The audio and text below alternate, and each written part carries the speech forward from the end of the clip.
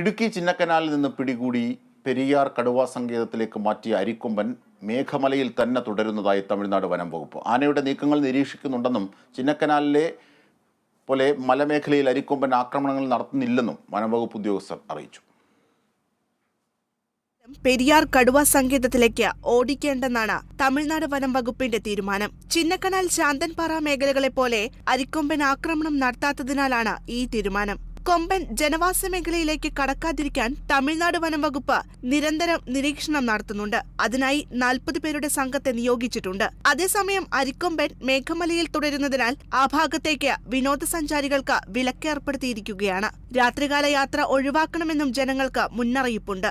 അതേസമയം അരിക്കൊമ്പൻ അതിർത്തി കടന്ന് ജനങ്ങൾക്ക് ശല്യമുണ്ടാക്കിയാൽ പിടിച്ച് കൂട്ടിലാക്കുമെന്നാണ് തമിഴ്നാട് വനംവകുപ്പ് നേരത്തെ പറഞ്ഞത്. അങ്ങനെ വന്നാൽ തമിഴ്നാട്ടിൽ 4 ആനസങ്കേതങ്ങളിൽ ഒന്നിലേക്കായിരിക്കും ആനയെ മാറ്റുക. കേരള ഹൈക്കോടതി വിധി ഇതിന് തടസ്സമല്ലെന്നാണ് തമിഴ്നാടിന്റെ വാദം. കഴിഞ്ഞ ഏപ്രിലിലാണ് അരിക്കൊമ്പനെ മയക്കുവടി വെച്ച ചിന്നക്കനാലിൽ നിന്ന് മാറ്റിയത്. റേഡിയോ കോളർ ഘടിപ്പിച്ച ശേഷമായിരുന്നു കാട്ടാനയെ പെരിയാർ കടുവാ സങ്കേതത്തിലേക്ക് തുറന്നുവിട്ടത്. News desk, Kerala vision news.